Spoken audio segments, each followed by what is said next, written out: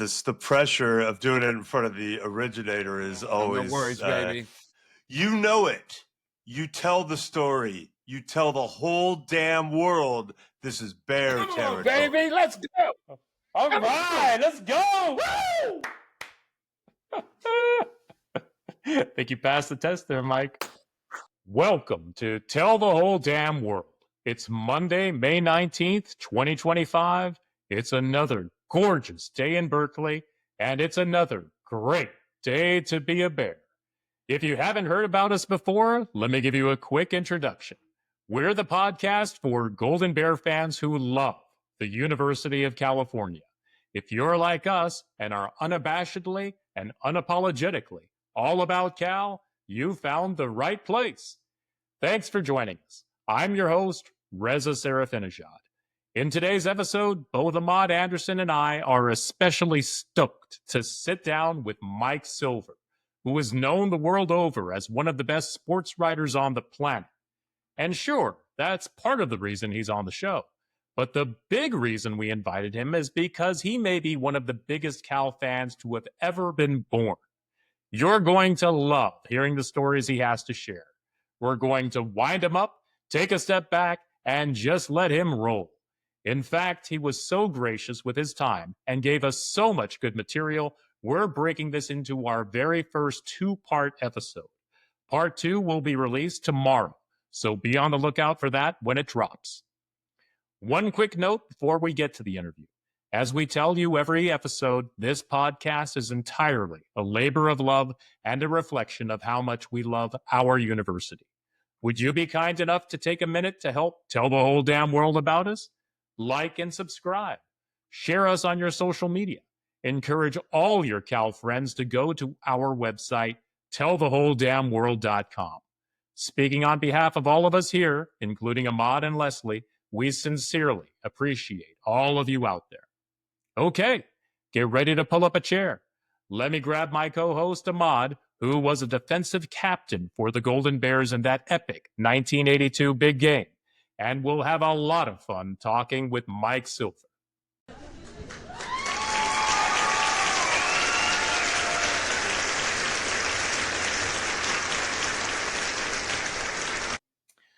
It's hard for me to put into words just how excited I am to say that our featured guest this week is Mike Silver. For those of you who may not know, Mike Silver is an award-winning NFL senior writer for The Athletic. He has previously worked at Sports Illustrated, where he wrote more than 70 cover stories, as well as Yahoo Sports, NFL Network, and the San Francisco Chronicle. He was chosen by the Society of Professional Journalists as National Sports Columnist of the Year in 2022. He is the author of 5 books, most recently, The Why is Everything, a story of football, rivalry, and revolution. He's also a member of the Cal Athletic Hall of Fame Committee. And that's all pretty awesome stuff. But the thing that really endears him to so many of us Cal fans is that he's one of us. This guy gets it. Only he's a tremendously talented writer. I could probably go on and on, the way you know I like to do when I'm a huge fan. But I realize my introductions sometimes go way too long. So without further fanfare, I am thrilled to welcome Mike Silver to the podcast. Welcome to the show, Mike. Well, thank you. Thank you. And first of all, if the intro is going to be like that, you can go longer. It's cool. Like, just keep it going. And honestly, we left out the best part, which is Daily Californian, proudly in the mid-'80s. Yeah. And that's where it really all began, as so many things did. But we can get into that. Hi, guys. Yeah. Well, you're actually leading right into the first question. And I mean, it's just a little bit of a backstory. I understand that you're a Bay Area native, right? You're born and raised right here in the Bay Area. Well, born but not raised. So I'll take you through the whole thing. So I'll try to do it fast. But born in San Francisco, and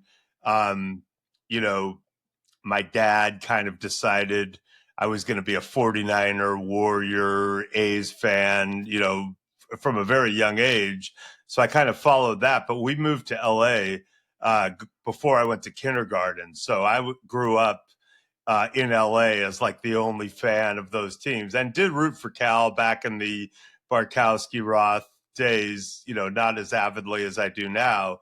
And then I was a high school senior and thinking very seriously about trying to go to Cal, as I had been really, we'd always, every vacation we took was basically Northern California or north, a lot of camping trips, stopped in Berkeley a lot. So I really still identified with it. And I got a surprise phone call on Friday, uh, the Friday before Thanksgiving in November of my high school senior year, from my dad, who was up here on a work convention. It was very uncharacteristic of my childhood, but he said, I just got offered 2 tickets to the Cal Stanford game tomorrow, and I'm going to fly you up in the morning and we're going to go. So this was 1982. I was like, wow, amazing. So flew up. It was this incredible, beautiful Bay Area day, nice and cool and sunny.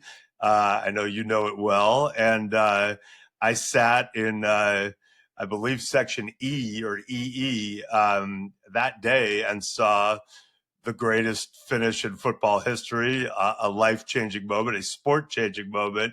And I saw, we could talk all about it because I could spend, hours talking about it. I remember it vividly, but I remember the chant, and I remember vividly, maybe a half hour or longer after the game, students streaming down, watching them across the way, streaming down, into the party zone and chanting, doing the Bear Territory chant. And I later learned that it had been created the night before at the bonfire rally by one of the gentlemen I'm talking to now.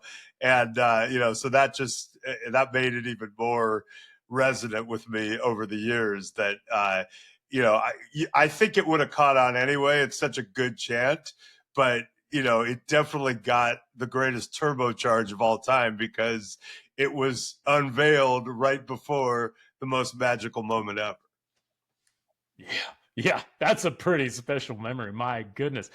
And was that that wouldn't be your first big game, or was it your first big game? Yeah, no, it was. And it's funny. I mean, I have so many memories, but one memory I had was that I'll never forget. And I think I would have remembered it forever because it was an incredible game in Elway, and the 2 one-handed touchdown catches by Cal, and the forced fumble late that looked like it was going to clinch it for us, and everything. But the Cal students did this pre-kickoff cheer that we, still kind of exists, and they were very into it that day. It was one of the most charged up Cal crowds with the 2/3, back when it was 2/3, 1/3 in that stadium. And, Stanford kicked the field goal and it was crushing. And my orientation was I had been to a couple of SC UCLA games and grew up in LA. And so I thought, well, there are going to be fights. People are going to be streaming for the exits, and everyone just stayed. And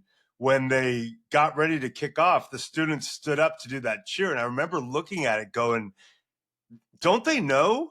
Like, it's over. And it felt defiant to me. Like, we are not losing. We have worked too hard. It means too much. We did, we refuse to accept. It's the most Berkeley thing ever, right? We refuse to accept this unjust result, and we will find a creative, impossible way to solve this problem that only we could in ridiculous fashion. And I'm tearing up. It's so good. But, in ridiculous fashion with 9 guys on the field and a 10th running on, and, a rugby infused play that we did in our practices. And it just makes no sense. And, so when it happened, it not only was, such a formative moment for me that spoke to everything that I thought about Cal and would come to love about Cal and still do, but the students were validated with their insanity and their defiance. And I was just like, I want to go with them. Like, I want to be with those people,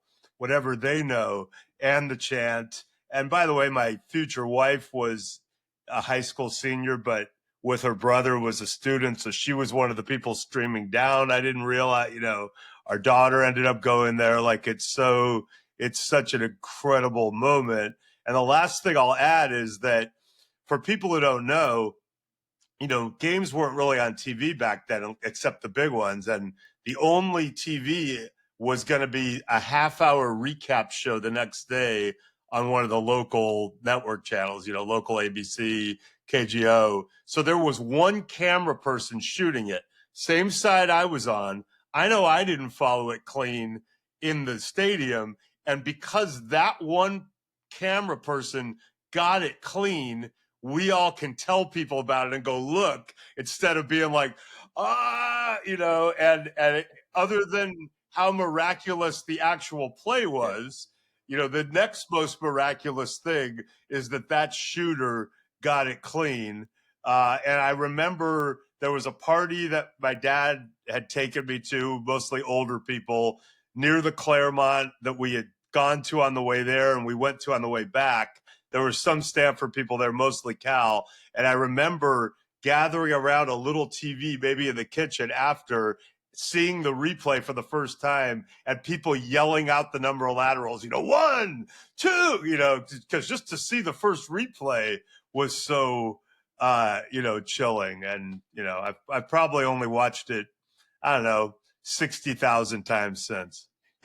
Well, man, to hear you describe all of that, wow. I mean, has anyone ever told you should maybe go into sports writing? I wrote one thing about it 10 years later on the anniversary. I was at the Santa Rosa Press Democrat still, went to SI a couple of years later, and I wrote two things. I wrote one very long feature where I talked to Kevin Moen and many of the principals and got quotes, and really, really cool, really proud of it. But I also wrote a first person thing that was pretty long, and I should go back and read that.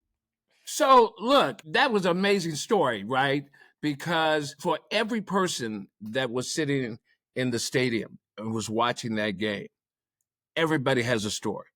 Even the folks who decided the game was over, that the bear had quit, that the bear had died, as Joe Cap would say, would never quit, never die, and left, headed down Durant, going to Kingpin Donuts, trying to get something to revive themselves, a top dog or something. Here I am.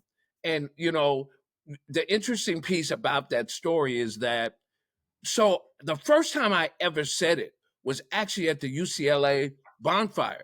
And people were like, yeah. And then as we got closer to the big game, it literally caught fire. And then we show up at the bonfire and we're standing there. And Riv talks about that in our last episode with him 2 episodes ago. And he says, Joe Cap's up there and he says, give me a C.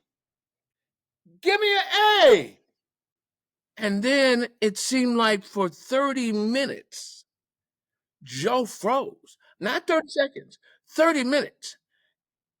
And he's sitting there, and I'm standing next to him, and he looks at me with those eyes like, this is the first time I've been up here since I was ever in a bonfire at Stanford.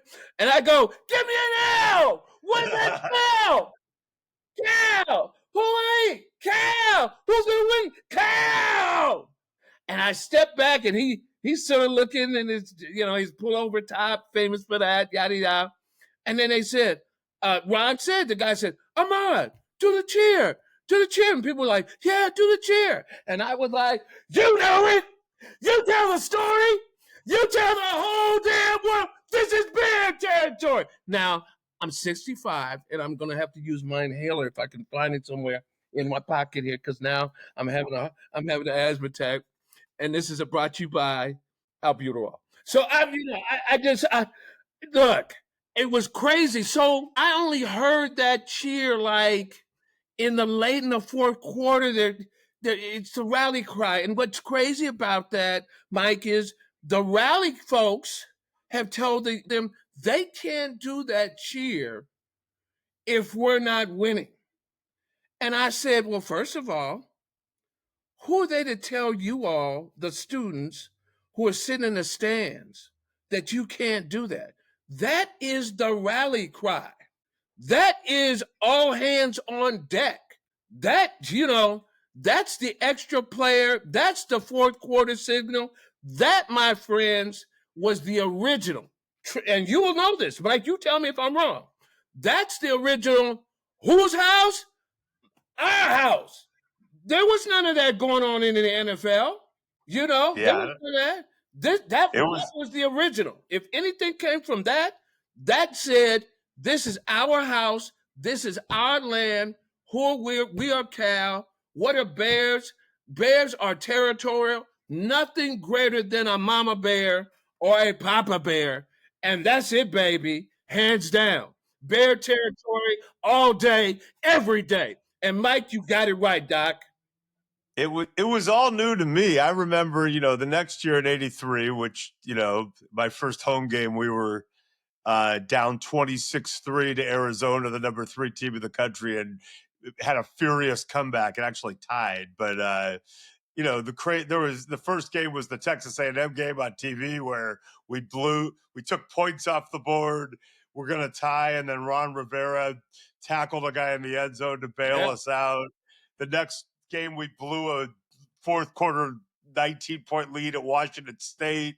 Then we came back against Arizona. Like, every game was madness. But yeah, the Yell Leaders, I don't think people understood back then. The Yell Leaders didn't command a lot of respect. They would routinely be rolled up to the top of the stadium, and it was a residual of the kind of 60s, 70s Berkeley, where it's like, hey, guy up there doing the militaristic chant, like, you're taking yourself too seriously. I remember and people were funny. I remember the first game, some Yell Leader came out and he was like, all right, we're going to try something new. And he tried to debut some terrible chant, and people were like, boo, and throwing stuff and get ready to, chanting, roll him up. And then he's like, okay, let's try something a little more traditional. And then he did the now long lost C-A-L, who are you rooting for? Which is that degenerated immediately. So yeah, I remember like being on the goal line, and the Yell Leader gets up and he's like, okay, up the middle, with a thrust. And the whole students are up there doing like this sexualized cheer to try to, get a 1-yard touchdown. I've heard a million different chants from right? This guy. I was coming past Berkeley Lofts, and this guy says, hey, you're the Bear Territory guy. I said, I am, sir. And he says, I've been working on a song. I said, yeah, oh, okay. Can I say it to you right now? Because I think I'm going to try to get it done at the bonfire. And it was like, literally, it sounded like I was on Charlie Brown. So I said, man, just keep working on it, because you never know. You never know when you're going to come up with something. And I thought to myself, as it came about for me, it came about through years of what it was to be a bear. Just the applying to Cal, the getting into Cal, you're going through Cal, graduating, just headed to that moment. What Bear Territory was really all about for me. And so I say this going into the next question. As much as we love Cal, do you have a fear Cal may be left out of the power conference when the next wave of what do we do next in the NCAA occurs? Well, that turned dark fast. Yeah. First of all, let's resist all appropriation of the cheer. And I know people, I think people got overly excited about a pregame show. Just like, sometimes I think Cal fans lose the message, like, oh my God, why isn't Deshaun Jackson getting the Heisman? Like, dude, I want to win conference titles. Ideally, I'd like to go to the Rose Bowl.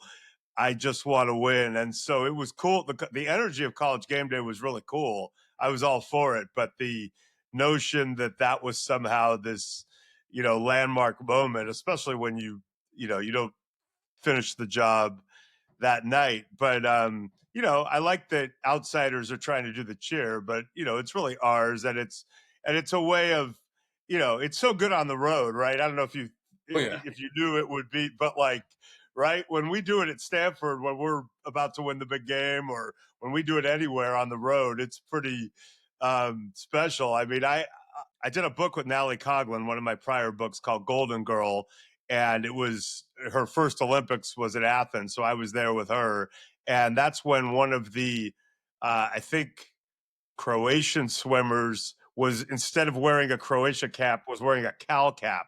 Like literally, we thought if he won the gold, they were going to play "Fight for California" on the medal stand, or "Hail to California" instead of his anthem. And we'd see people with Cal flags, walking around Athens. It was just like, we're everywhere. It was like the Grateful Dead back in the day. But yeah, I am scared that we will be left out. And I was scared we would be left out the first time, which was why I was oddly, I think people were surprised how pro go to the ACC I was. And it was like, look, we just got a shit sandwich. This is the least bad alternative. It keeps us alive till the next game of musical chairs. Importantly, we stuck together with Stanford, which was a big, big deal when you see the Washington State and Oregon State debacle. And, and I will never trust, SC, UCLA, the Oregon and Washington ever again. That told you a lot about them institutionally. It made me hate Stanford less, honestly. Because when you have an existential threat, you find out a lot, right? That's right. That's right. It's different than like, we want to get the axe, or we want to, vanquish our rival. It's like, no, this might be it. And so I do think our values align with Stanford's athletically in a lot of ways. If you really break it down, the 30 plus sports, and it's never going to be as big as our institutions, just because, I mean, let me try to say it respectfully. Oregon, Washington, and even SC and UCLA can't match us institutionally in terms of the greatness we have been part of and will be part of in all fields, athletically and academically. It's just, we're arguably two of the most important, 5 institutions in the world, and that tracks for decades and decades. So, yeah, I am worried. I thought going to the ACC was the right move under the circumstances. I wish we could have gotten ahead of it. I wish we hadn't been lied to. I wish the commissioner of the Pac-12 had been more on it. I wish, since this was really a Fox, this was really an entertainment world takeover that we got left out of. I wish the brilliant Cal and Stanford grads at CAA and WME and at the networks had been able to be involved and get ahead of it and help it. I wish, though I'm thankful for the calimony, I wish the regents would have said, no, you can't go, which would have been a signal to solve the problem. And then, USC would have been like, well, we don't want to go if UCLA doesn't go. And the Big Ten would have been like, fine, we got to solve the problem by making Cal and Stanford a real offer. I wish a lot of things, but and by the way, there's some things I kind of like about the ACC. I hate it for the Olympic sports, and you can tell by my shirt, like I care deeply about all our sports. But for football and, I guess to some degree, men's and women's basketball, it's kind of refreshing. We have better network placement. I feel like it's a little sexier, and honestly, I feel like we can win, not in men's basketball, but I feel like we can win in football this conference. If you look at the schedule next year, the way it's set up, if we could be the program we want to be, it's all there for the taking. And, we don't have to play Oregon, Washington, SC. And, I'm like, I look at the schedule, I'm like, we can beat those teams if we're Absolutely. playing well, Absolutely. So, but yeah, there's going to be another round of musical chairs. It's going to shake out. I am worried. We do need to get ahead of it. And I guess what I hope the outcome ultimately will be is either football breaks away as its own entity, or possibly with basketball or men's and women's basketball, and all the other sports can go back to regional and the way it should be. And, I don't want our softball team or our tennis teams taking connecting flights to go do a Pitt, Boston College, Virginia trip, in the middle of midterms. I mean, it's insane. But football can do it. Football, it's charter flights, and if football is going to be different, that's fine. Let's get on the level we remotely belong on with our stadium size and our institutional energy, and let's hope that it goes back to remotely regional in everything else. Right. No, I think that's a great way to at least try to solve this issue and problem. I mean, it's just certainly a very challenging time when you take a look at the landscape of collegiate athletics. And another part of that is NIL and the transfer portal. And I'm wondering your thoughts on all of that. And I don't know if you have had a chance to really follow how things are trending for Cal football with the players coming in and coming out. Yeah, I But follow. do you have a sense for how things may go for us in this next season, given the schedule and the transfer portal and all of that? Whoo, that's a long answer. Well, let's start with conceptually. I'm happy that kids are getting paid, and I always, if NIL were pure, I always thought that was the dumbest thing ever.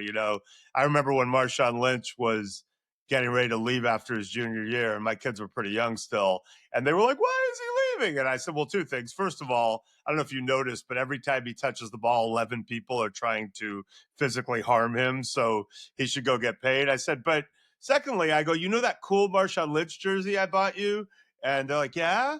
And I go, so I bought that at the Cal student store. They're like, yeah. I go, so of the $20 I spent, guess how much of that money Marshawn Lynch gets? And they're like, $15. And I'm like, no, lower. And, the answer is zero. And I just thought, I always thought that's the dumb. I mean, listen, my across the hall neighbors in the dorm were both football players, freshmen like me. And I remember when it was time to go buy books, they're like, "Oh, cool, we're gonna buy your books." And I'm like, "What do you mean?" They're like, "Yeah, we're gonna buy your books. You're gonna give us cash." And eventually, I figured out like they're not allowed to work. The scholarships aren't worth much. These kids are from, poor neighborhoods out of state, but they can at least maximize their book money and get a little extra that way. So I guess I was violating NCAA rules as early as 1983, but Wow. it seemed fair to me. Yeah, so I'm glad kids are getting paid, and I'm glad they have the ability to transfer. It's better that way. It's not better for fan continuity necessarily, but part of it is that exists. And part of it is that the NCAA, which has always been heinous, instead of going, oh, okay, the jig is up, now we have to have a reality where players get paid, instead of going, oh, okay, cool, now we'll make some rules and, make it fair, they're like, oh, we can't do anything. Congress, come save us, which, good luck with that. And basically it's the Wild West. So NIL and transfer with rules, and I would say instead of congressional rules, the best way to do that, in my opinion, would be let the players unionize, as they should be able to, negotiate with the players union on certain rules that make it remotely fair. And therefore, it's like a salary cap, which I'm not a fan of capping wages, even in professional sports, because I'm a lefty who's the son of two union side labor lawyers. So I think everybody should, make as much money as they're worth. But in this case, what you would have is rules negotiated with players that allow, Cal to compete against schools that aren't spending 3 times as much as them. And so to summarize, it was always corrupt. There was always cheating. We were always overmatched by institutions that were willing to be, shadier and willing to make it more important. So Jaden Ott could always have been poached by Oklahoma. It would have been cash under the table or some backroom thing. But what couldn't have happened back then is him playing immediately. And that's what's changed. So in a more fair world where it was less, at least you had to cheat instead of just have an unlimited pool potentially, we could then run it like an NFL team, have a GM in Ron Rivera and a personnel person under him and a cap person essentially, and go, this is the money we have. This is how we want to spend it. This is what this person's worth. Let's bid for this. And we could try to compete against schools with similar rules.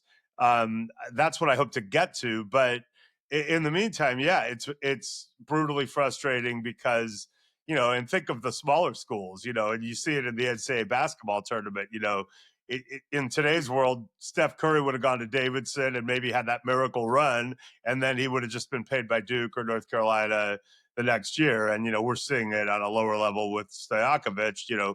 We're not going to pay Andrei Stojakovic $3 million for a season, nor should we, given our pool of money.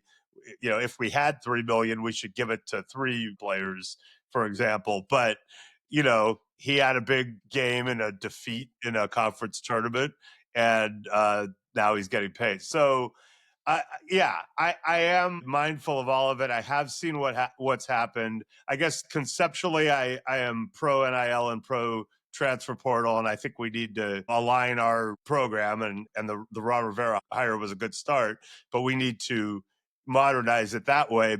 Sure. No, and I guess with all that being said, when I took a look at the schedule in front of us for this next season, it's like no Clemson, no Florida State, no Miami, and especially with the players that we had, it was like, oh, well, this is going to turn into a great season that we could all look forward to. And now it's like a lot of uncertainty.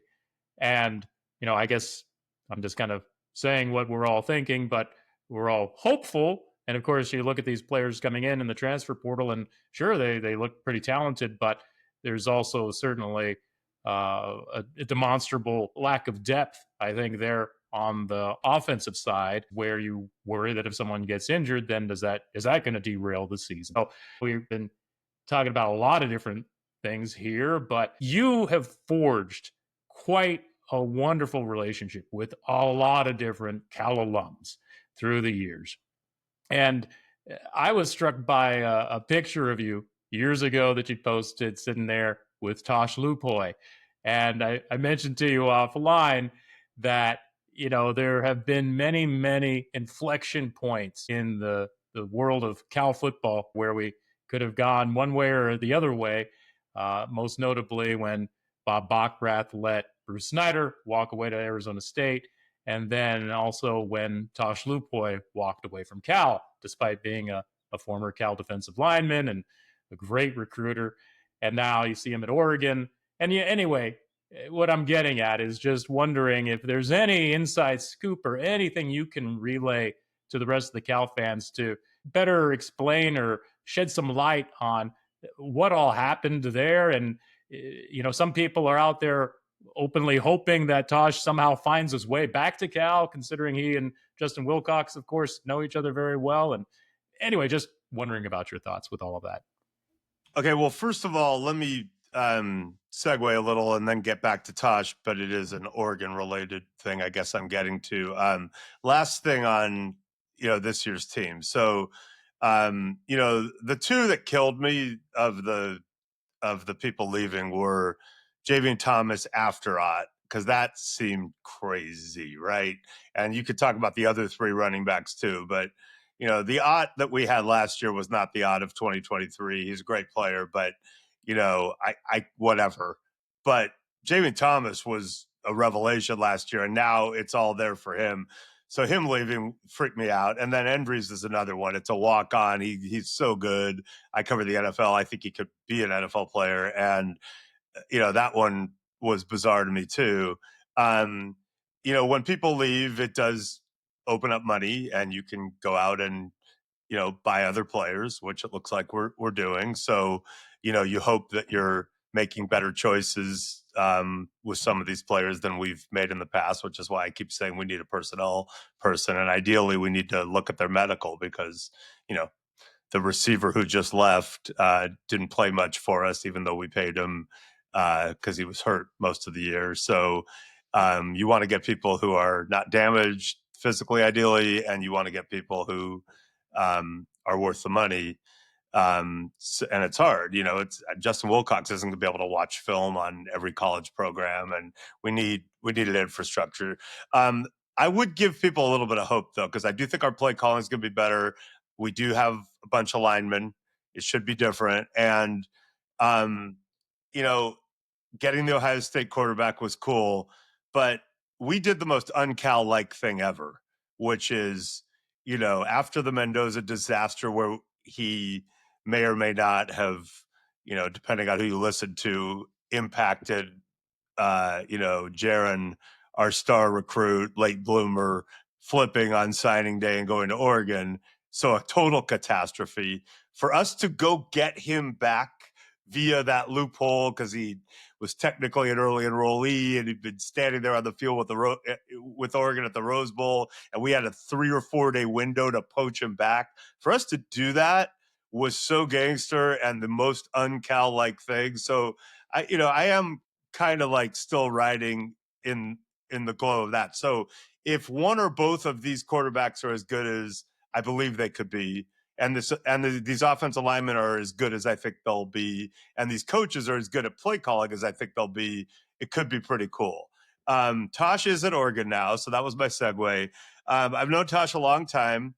I'll tell you a little bit about what I think. First of all, let's start from the initial, my overriding premise.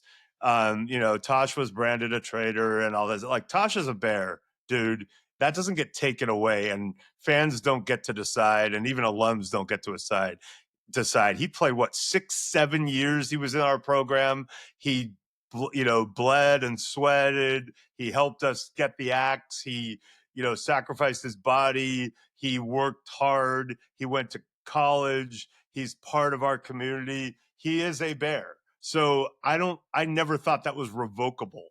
And by the way, I won't revoke it from, even in this era when people are here for a year and you want to be like, he's not really a bear, I want to say that a little, but someone who was here the whole time, let alone 6 years in the program, he's a bear for life. I'm sorry. Like, nobody gets to take that away. I felt when he left, there were a lot of things that had happened. The fact that he was suspended, allowed to be suspended for the most farcical, thing ever, which was faking injuries, to slow down Oregon, ironically, when every school was doing it. We all know it.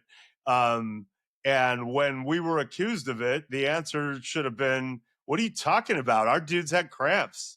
Go away, prove it. But instead we were like, oh, we're Cal. Like, we'll do here. And then if you're going to do that, don't sacrifice the reputation of the person who is not only the most loyal person on the staff at the time, but also maybe the best recruiter in the country, school for school. Why would you hurt your brand like that? So that upset me, and I know it upset Tosh. There were other things, but in the end, I whatever happened. Like, we're all one big family. Stuff happens. But here's what really happened. The recruiter got recruited, and we got out-recruited. University of Washington and Steve Sarkisian were like, I want that guy. So to review, we had the #1 class of the country coming in. They were all announcing it at that Army Bowl or whatever. I mean, let me see if my memory jogs, because the class stands up pretty well. Eric Armstead, still a standout NFL player. Tack McKinley, I think, maybe. Shaq Thompson, I think, just recently ended a great NFL career. Like, we were going to be amazing. And then Tosh left abruptly shortly before signing day. All those guys flipped, some of them to Washington. We had fans going, well, they bought him a boat, which actually was not really totally true, because when I went up there to hang out with Tosh and Justin, when I was doing a Seahawks thing, I tried to get Tosh to take me to the boat, and he's like, they said I could have a boat, but really it was like use of some guy's boat for a weekend. I didn't get a boat. So, but the public perception at the time was they gave him a boat, and certainly they paid him a lot more, and we didn't come up enough to keep him. And worst of all, people were like, I could see leaving, but to do it right before signing day, that's the ultimate betrayal. And I'm like, how do you think this works? Like, when is his leverage the highest? When is his value the highest as a great recruiter? Yeah, he did it right before signing day because that's when Washington was like giving him stacks of money and offers of boats. And that was the moment where we as Cal had to be like, yo, here's more money. And really what he wanted, I think, was medical coverage for some of his really impoverished family members. But whatever we could have done, that was the time to do it. Do it then. And also, like, let's hug and make up over the suspension thing. So to me, it sucked that he left. I don't blame just him. I don't blame just Cal. Things happened, but whatever you think, that was a long time ago. He is a Bear. He's a really good coach. And I know he loves Cal because we talk about it. So if and when there's ever a moment where he could come back, and there was a time at the end of the Dykes era where it was being talked about, and certainly he and Justin are close, but I would be happy to have him back in some form at some time because he's a Bear. Well, I'll say this about that. I've known him since he was a kid. Wow. His dad was my coach, one of my coaches. Wow. Tosh Lupoi was one of the first coaches that talked about visualization and what that means for folks that don't remember, that don't have this gray in their hair like I have in mine. Is you'd sit, for example, in front of the tape and you'd visualize what your role and responsibility was to do in that play. And just like coaches and recruiting coaches, for example, which Tosh ended up being, we'd watch every move from ready, set, go, from DBs to D line to linebackers, because he was working on that side of the ball with great coaches like my great coach, Ron Lynn, Oh, yeah. that crew. And we'd watch it over and over, every step over and over. And even in that process, he had us meditating, really centering in to seeing yourself in the game right there. This is what you're supposed to do. So it became just as you bat your eyes, not just inhaling and exhaling, but as many times as you bat your eyes, which is a gazillion times, you know what to do, play after play, so that even when you're at your most exhausted moment, it would be the most natural thing for you to pull with inside that ounce of greatness that would get you over the finish line, that would get you over the goal line, that would bring you to victory. So that's what I know about John Lupoi. So when they had this conversation about Tosh, I never like to weigh in on coaches this and university that. I sort of stay out of that loop, having played the game and knowing, like Mike and Reza, that there is always somebody behind the curtains of the Wizard of Oz, and there's sometimes a giant, and sometimes there's a little old man with a gray beard, back there.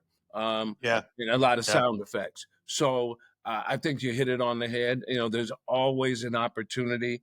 The game has changed in such a way that that's no different than it was before. I mean, recruiting was a different play, but what is now being done in the open, as I always said, what's being done in the open now is what was happening in the dark.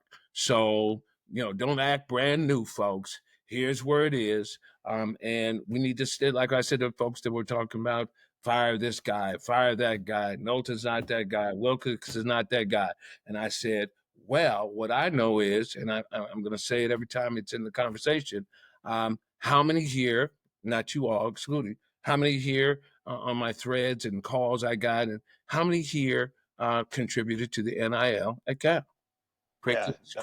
crickets. That's what the game is. It's just like, oh, we're going to Vegas. Well, then, I'm calling your bluff. Put the money in. There it is. You've not But, get it off the table. But I mean, the problem is, like, yes, but you're also, if you're going to football games, buying merchandise, That part. watching commercials as you watch games on TV, you're also paying. And, it is still a college sport. And so now we get into the whole, and this is a deeper conversation. I think we have a chancellor who's so smart in terms of economics that this might be something that, could be bridged or broached. But, our model remains in this era. Football funds everything, basically. Like football Absolutely. makes all the money, it Yeah. funds all the other sports, and then we have to go to donors to, get NIL money and other money to support the football program. And what some donors are trying to champion, and I know other schools have done versions of this, but imagine a world where football is its own entity, it pays for itself, and then leftover revenue can be spent on the players, and all the other sports are fending for themselves. And you see, I'm not one of these football only people. I care deeply about the other sports, and we carry Likewise. more than. And so, in that model, what you would need is a commitment from the donors who are now off the hook. You don't have to buy football players. You don't have to give money to the football program to pay for assistant coach salaries. It's going to all be there because football is going to make it all. But what we need from you is you need to step up and fund these other 29 sports. And maybe you take 100%. basketball, women's hoops out of it. But 100%. I need you to help field hockey compete. I need you to help, our rugby program win yet another national championship, Yes, which we sir. just did. And some of that will come from people who played those sports and have been successful. But you're right. Some of it, has to come from donors Yeah. who can help. So to do that model, which is probably a more viable model in the way it is now, and it would probably be better for us, you have to believe your donors when they say we will step up and fund those other sports, and it won't all collapse. You're And there's a absolutely larger correct. and there's a you're larger absolutely correct. conversation to be had about how many sports we should have. These SEC schools are like, we're going to do 18 and we're going to do them great, and we'll be Title IX compliant, which who knows if that'll exist next week. Maybe like when Alcatraz becomes a prison again, they'll throw out Title IX. But, should we just be doing fewer sports and doing them all great? Or should we be like, should we and Stanford be like, no, we're going to still do it all? And, I had deep conversations with Sandy Barber and other people as there were times where it looked like sports might be cut, and you could make a case on a few of them. But I think we all would like all Cal sports to continue and, go for it.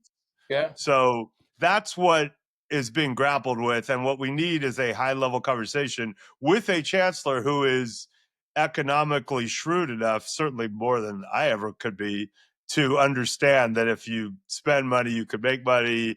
And that if you don't and you try to half measure it, you could be in existential jeopardy. So it's a lot going on. Well, I'm putting myself on a limb. I'm gonna go with my classmate, Chancellor Lyons, and I'm gonna say he's gonna lead us the way. I'm gonna hang. Yeah, no, I've met him. I've talked to him. I've heard amazing things. I'm really encouraged. I love Ron Rivera coming back and being in that capacity. So there's a lot of good going on. I just, like every Cal fan, I now live and die by my buddy texting me or seeing something on Twitter or whatever. Like, wait, what? He's leaving? I thought he was staying. Like. I mean, this is college football now. We just signed a receiver from Wisconsin in the portal. And I'm like, oh, he played for Wisconsin. Sweet. Let's see how he did against, Indiana and Ohio State. Oh, no. He played for Idaho, but he had gone in the portal to Wisconsin, and now he's gone already. And I know we lost the kicker that way, right? We had a kicker who kicked for whoever else, and then he was our kicker for like 3 months, never actually kicked. So it's normal. We all live and die with it, and you think it's solved. I mean, I don't know if you guys, I heard a week before Ott entered the portal, like Ott's leaving, it's a disaster, and then it got fixed.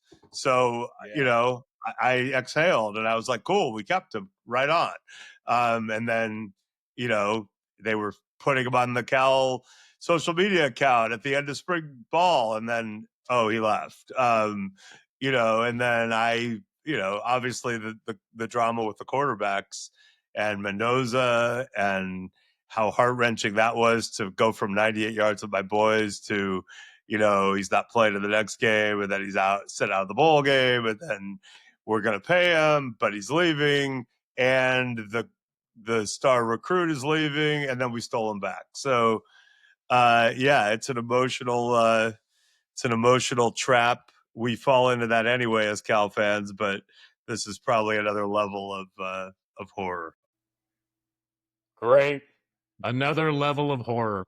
Just what all of us Cal fans need. Be sure to tune in tomorrow to catch part 2 of our episode with Mike Silver. Did Mike boo Tiger Woods during halftime in the 2009 big game? You'll have to tune in to find out.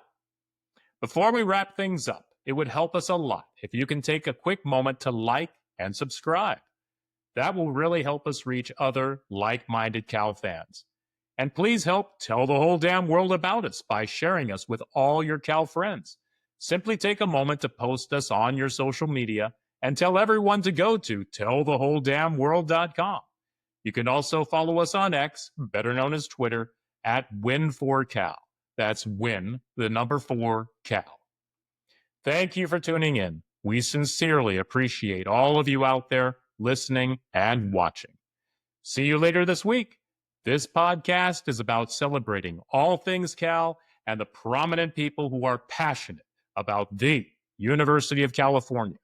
Do you feel Cal is the center of the universe? Do you bleed blue and gold? We want you to tell the whole damn world about it.